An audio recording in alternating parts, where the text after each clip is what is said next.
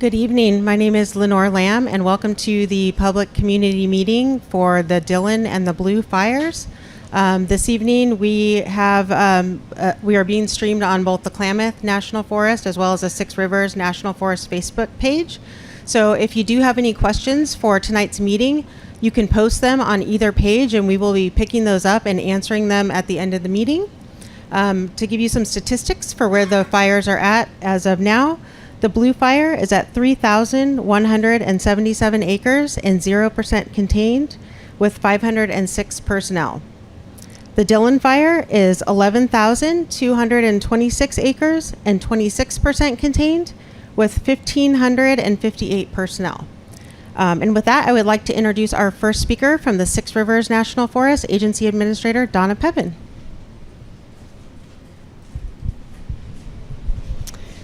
Good evening, everyone. Donna Pepin, Agency Administrator Trainee. I work on the Six Rivers National Forest, but here representing both the Six Rivers and the Klamath National Forest today. So we continue to focus our efforts ensuring that our critical values are protected. And so with that, the communities around here are the most critical and are deemed the highest priority. I do want to remind folks that this is a full suppression fire. We are going as direct as possible when it is safe to do so, and trying to keep these fires to the smallest footprint possible. We also understand the importance of getting you all back in your homes, and the team is working very hard to do that. So thank you for your patience and your continued engagement while the team works to manage multiple dynamic fires.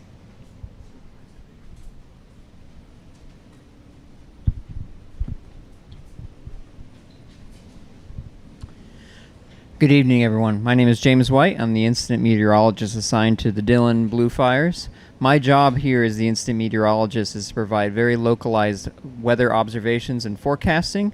That is to ensure firefighter and public safety, and to both aid in tactical and strategic planning for the incident. Talking a little bit about the weather we have been experiencing over the past several days, we've generally been moderating. We were really hot and dry late last week. We had a lot of what's called instability in the atmosphere that was allowing for a lot of deep development of different smoke columns and different activity. Over the past couple days, we've generally moderated that behavior. That said, we've still had some weather intensification, if you want to call it that, in the form of thunderstorms that have formed over the fires today.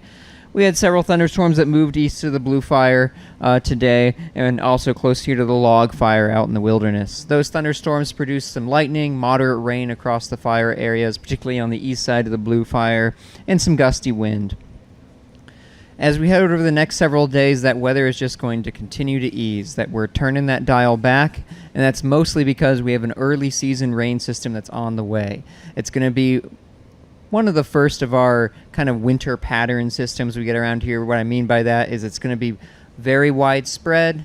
It'll be mostly light but persistent rain, and that's going to start building in here Sunday night into Monday. If you're here in Happy Camp or New Orleans, you're most likely to see rain start to fall just around sunrise Monday morning. That light rain is going to continue off and on through the day Monday, and then through good chunks of the day Tuesday before it starts to pull back. Now, these early season rain systems can be pretty difficult to predict in terms of how much will fall. So there is a lot of variability. You still have a lot of dry air that's trapped around here. The canopies are dry, so how much water hits the ground in a lot of places might not be very much with these first few rains. But the most likely rainfall we're to see across most of the fire area is about a ½ an inch to 1.5 inches. Again, most of that rain is going to fall pretty steadily, so we don't have very many flood concerns. Sure, you're going to get your muddy roads, your slippery roads. These first few rains, there's oil on the roads, so they tend to be extra slippery in comparison to rains further on in the winter. So that is something to be aware of, but for the most part, we don't have any concerns. If you've ever heard of things like debris flows and things like that, we have no concerns about any of that kind of risk with the type of rain that we're going to see. Overall, that rain's going to help clear things out in the sense of clear out the air a little bit. It'll help just kind of reset everything. Our RHs are going to be very high for the next several days. Our temperature is pulling back as we have cloud cover shading things, so it should be nice, moderate conditions overall. It's not the end of summer, though. It's not the end of fire season. We are going to start getting some warmer and drier weather in here late next week. It's unsure. You know, the rain could continue into Wednesday and Thursday, but the chances decrease every one of those days. By the time we're talking by the end of the next week, we'll be warming back up. Your high is getting back into the upper 80s. RHs, those relative humidities, pulling back to the drier range, closer to 30% or so. But in the short term, we'll enjoy the rain. I'll be around in this meeting if you have any questions.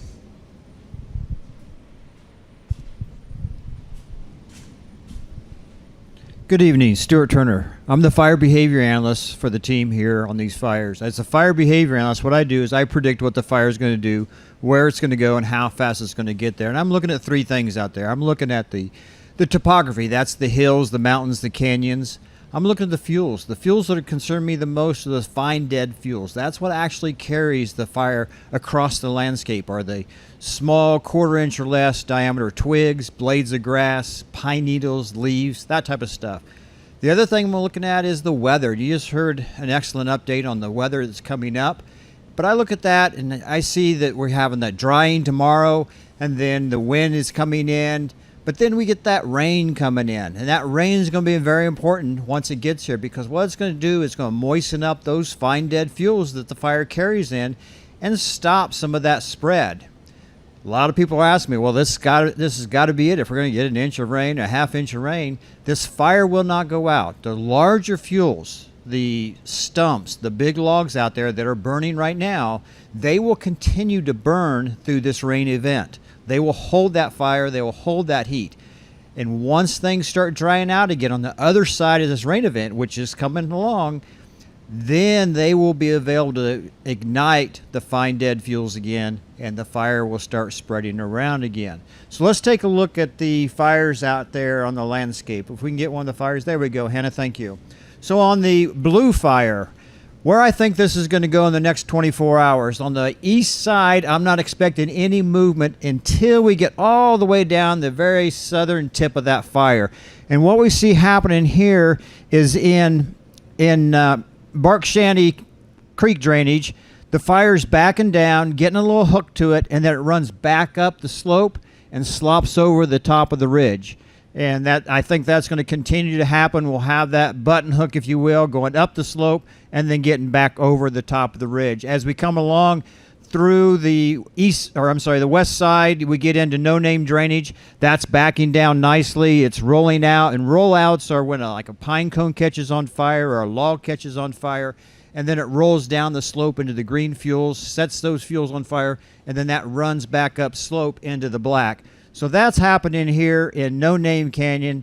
That keeps running back up, but moving, backing down, spotting ever so slowly, but still progressing down slope. And then up in Salt Creek drainage, the same thing's happening there. It's rolling out, backing down, running back up. But more importantly, some of that running up is going off to the northeast on this ridge here, and that's providing that forward movement to the north.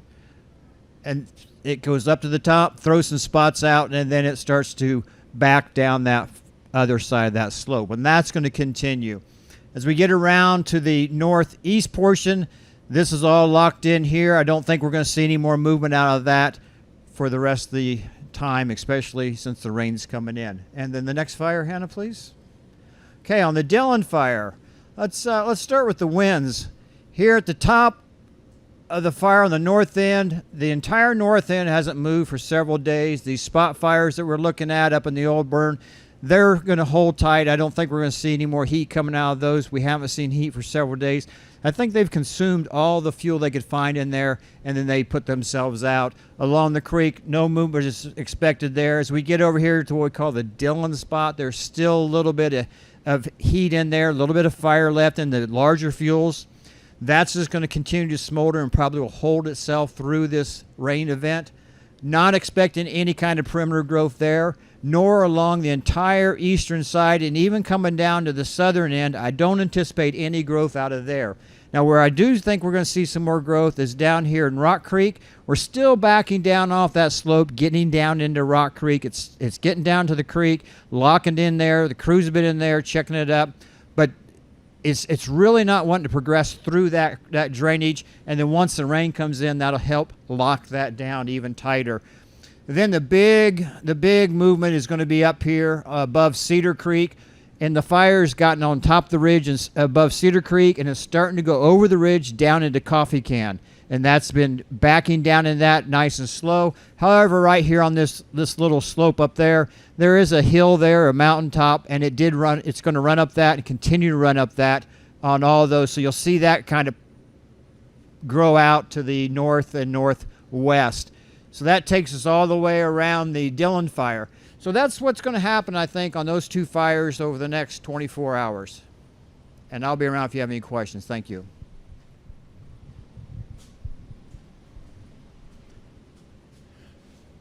Good evening, Jason Prentice, Air Resource Advisor. One of my roles here at the fire is to look at smoke and its impacts on air quality for you all, the general public. To do that, we issue smoke outlooks each morning. These outlooks contain information on air quality impacts by time of day. That way it allows you a better idea of how you can plan your activities, especially if you're smoke sensitive. These outlooks can be found at fire.airnow.gov. Now, as far as smoke for the near future here, next 24 hours will probably be much of the same as we saw the past 24 hours. The caveat to that might be this evening, we did have some of that weather move over the blue fire. That may cause some variable conditions in there. But overall, Selmsbar, Orleans, and Hoopa expect to see continued good air quality for the most part with little to no smoke. Happy Camp over to Hamburg, and even further east towards the community of Klamath River, you can expect primarily unhealthy air quality over the next 24 hours, especially true for Hamburg, which may even see some periods of very unhealthy conditions. Moving further east, Quartz Valley, Scott Valley, and even out towards Wairika, you can expect to see unhealthy air quality for this evening and overnight hours before we see some improvements to tomorrow during the day. Etna and even further to the southeast, some smoke will be expected, especially for that Etna community, but by and large, better conditions for a return for tomorrow afternoon. Looking even further ahead, Monday, we do have that weather coming in. I expect to see smoke conditions improve greatly with that. So we can all look forward to those improvements there. But again, for those air quality outlooks, as well as current air quality conditions, you can visit fire.airnow.gov. Thanks.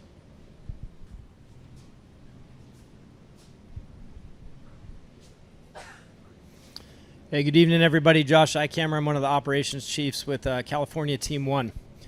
We're going to start today on the Blue Fire. As far as our operational actions, again, resources remain fully committed in the SIAD area working on structure protection. We feel really good there. We've got a good plan, been in place for multiple days. That work has occurred in Walker Creek, Grider Creek roads, up off Ladd Road, again in the SIAD Valley area, SIAD Creek, moving down along Highway 96 all the way down to Hamburg. We've had folks spread out and taking a good look, making sure we're prepared if this fire moves out. Coming into the operation today and where we've been focusing a lot of our energy, closest to town, folks are working on a little bit of indirect line, or what we call parallel line, trying to help bring fire down and secure it along the Walker Creek Road. Efforts further along the road include the same, going direct and securing fire along the road's edge. Up here in the bowl to the south, we have resources that have been cutting up today out of the bottom off the road. We've got dozer line installed about to the upper third of the slope there. So some really good work today in really challenging terrain. On the other side of this bowl to the south, we had multiple hotshot crews insert today and start to go direct. They were successful in cutting around multiple spot fires that had progressed down to the west, and they've progressed, basically starting to come down around and into the bowl. And we anticipate they're going to be continuing those direct actions into tomorrow with a good probability of success. Good probability of success in here over the next 24 to 48 hours. Coming around to the the west side of the fire continues to progress and back down in multiple areas towards Grider Creek.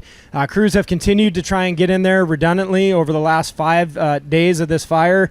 As a matter of fact, all the way back to the initial attack in the Type 3 team, and we're really being challenged by both terrain, high density snags, and a very high fuel load in there that's making it challenging for direct attack. So we continue to look at opportunities to connect dots in here and go direct where we can, and we are evaluating opportunities further out in anticipation of not being successful there with direct attack, so that we have a good alternative plan.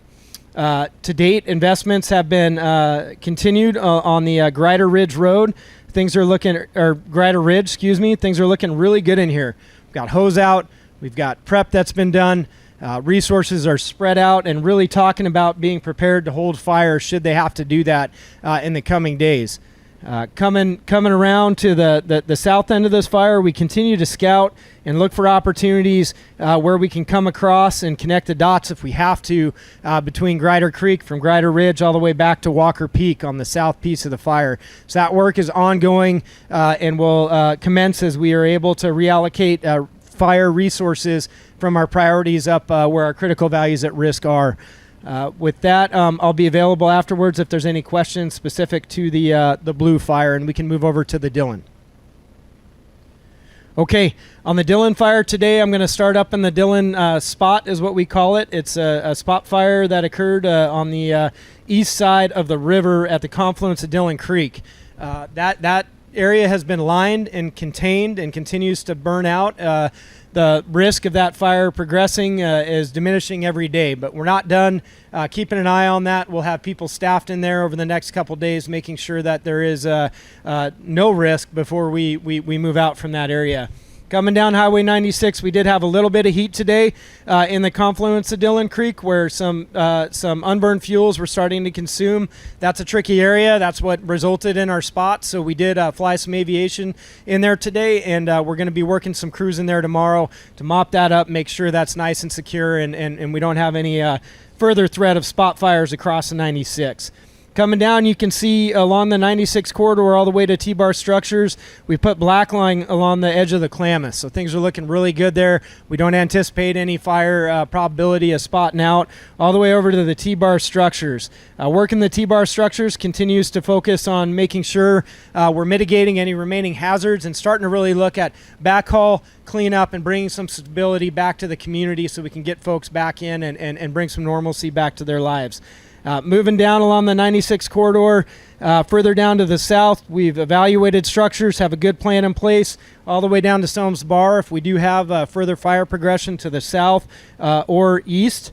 And coming into Rock Creek on the south end of this fire, folks have continued to implement a direct strategy in here with good success. They've been challenged. We've had some spot fires, and this is really, really arduous terrain. And we've had some, again, outstanding work in there. So we've got black line about up to here today. That's showing containment for us as we continue to gain ground.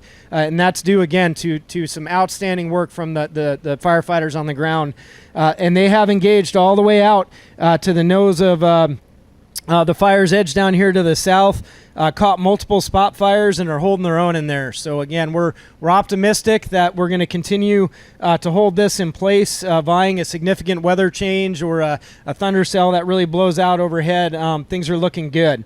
Coming around the corner on the west side of this, all the way back up along this flank here, we haven't seen a lot of movement in here. We do have some spot fires that have moved around, and it's hung up in some old fire scars. So crews are looking at opportunities to get in there, go direct, cut that out, and just put it to bed and be done with the risk. The alternative to that, if they're not able to cut it out direct and plan, is to hold it along Rock Creek. But right now we anticipate in the plan, according to our field operations, is that we're going to try and go in and get that tomorrow, continue to try and really reduce any risk here.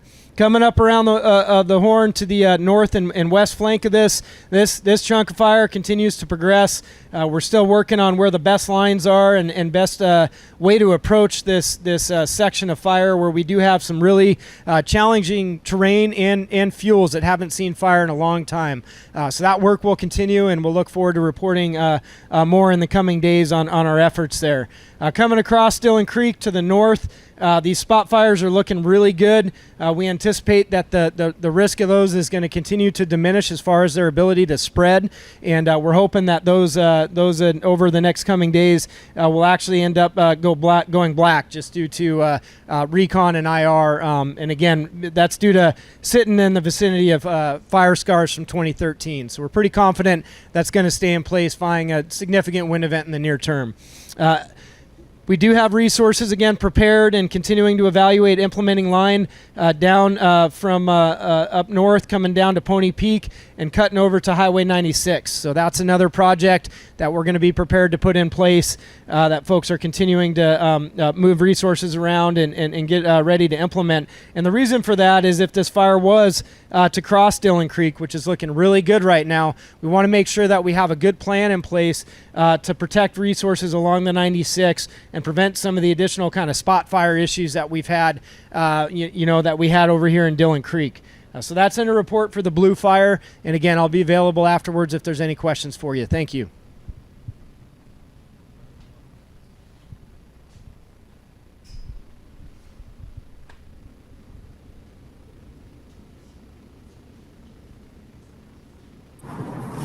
Good evening. Are you able to hear me?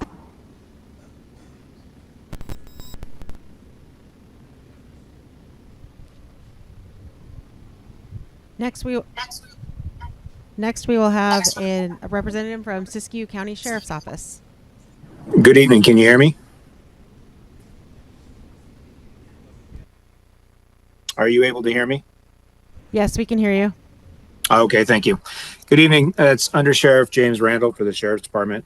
First, I want to say thank you to Team 1 and to the Yellow Team JA Media for everything. The communication's been outstanding. All of your hard work has not gone unnoticed. It's done a great job. One of the things I just want to reiterate to the community and everybody else is that we are constantly evaluating based off of the information that we're getting from our firefighting counterparts and our OES counterparts for the safety of everybody in the communities. We want to stress that even though there hasn't been a lot of growth, mainly like on the blue to the north, there still has been growth. And that's one of our biggest concerns is the community of Syad right now. We've managed to get through a lot of the really difficult forecasted weather periods, which is great. But I know that we still have a little bit of a road ahead that we have to get through. And once we can get through that period, we can start looking at changing some zones. Other than that, I really don't have anything else other than if there's any questions, I can try and answer them.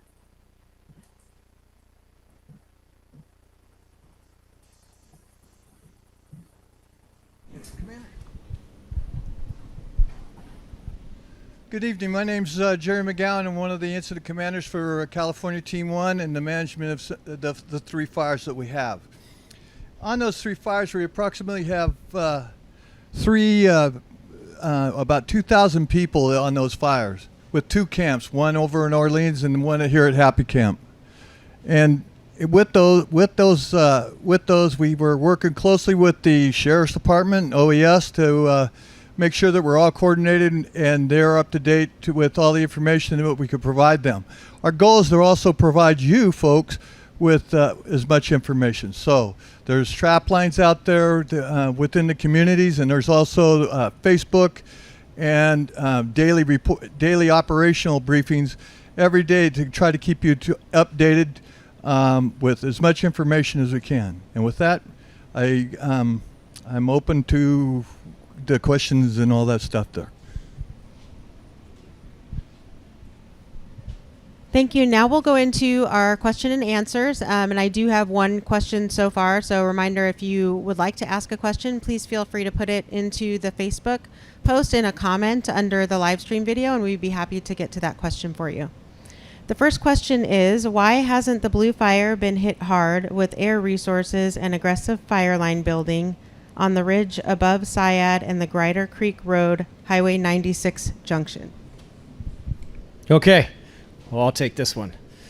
Can we bring back up the operations map for the blue fire, please? All right. So the fire has been hit hard every day, all day, when we've had the ability to fly aviation and do work. So I'll just reiterate that. Period. End of report. So we're using every tool at our disposal that we can safely fly when we can fly it to suppress this fire. Any further questions, we'd be happy to work on some summary statistics of, again, the amount of water and retardant we've dropped there. I don't have those talking points here today. Challenges with flying daily, is associated with smoke, resource availability. So our aviation does get diverted based on new priorities. We've had a tremendous amount of initial attack in the state of California over the last 7 days or so, as most folks are aware. And so there also is an availability issue that we need to navigate amongst the different priorities that does at times take away our ability to fly aviation when we would like to fly it. Another piece of that is we fly aviation for the right reason in the right place. So we're not going to put aviation in a place often where we can't back it up, or we're not ready to use it that day. So that's that kind of tactical chess match as we work throughout the system, where the firefighters will call in the helicopters to drop water when they're ready to do that. We have mobile retardant plants in place, so the helicopters can come in and drop retardant with surgical precision if we need to do that. In addition, on the larger indirect lines that we've prepped, we may use retardant along those lines when the time comes to hold them, but now is not that time.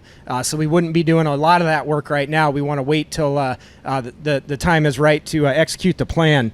In regards to your question around Syad, the ridge system here, it's prepped, plumbed, and ready to be held. So we've been working up there since, the forest and the Type 3 team was working up there before we actually assumed command of that. So I did miss that in my update today as I talked about Grider Ridge specifically. And to reiterate, the work over here on Syad Ridge has been robust for some time.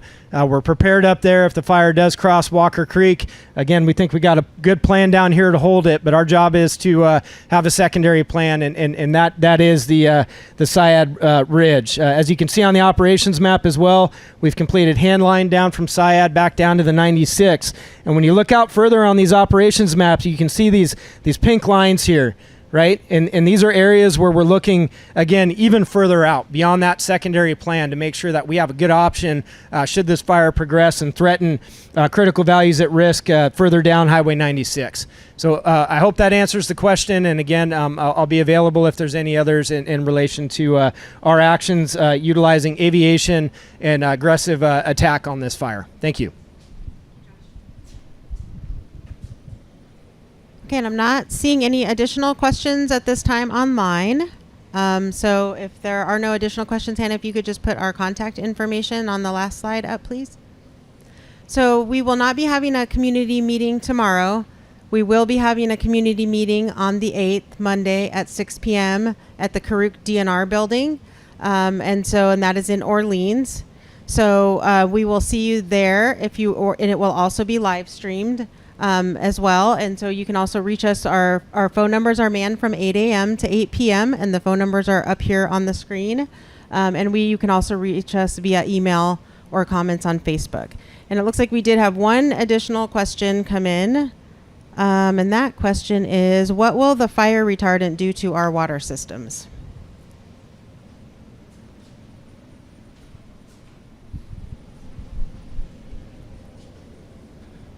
So in regards to fire retardant use, I can't speak to the public safety side of that. Aside from that, it is a tool that we use. We have what's called a retardant avoidance expectations, and those are things that are in place for both our aviators and fixed wing and our aviators and the helicopters. And so that really is, generally speaking, a buffer along what we call riparian zones, and again, that they're the tributaries and the fish-bearing streams. So we strive to get it right all the time. as you can imagine, flying an air tanker at a couple hundred miles an hour coming into a fire, it doesn't always, we don't always get it right. And if that happens, we have a requirement to report what we would call in aviation like a retardant misapplication. And so there's a process for upward reporting there. Again, I'd encourage you. And actually, I think we could do a little research and maybe get something posted in the chat around where you might reference some information around the health impacts of retardant for folks again in their water systems. It's not something I can professionally speak to, and again, I think I'm seeing some head nods. But that would be, I guess, the piece that I would share is again, we have an expectation to keep that out of the waterways, and that is what we're striving to do.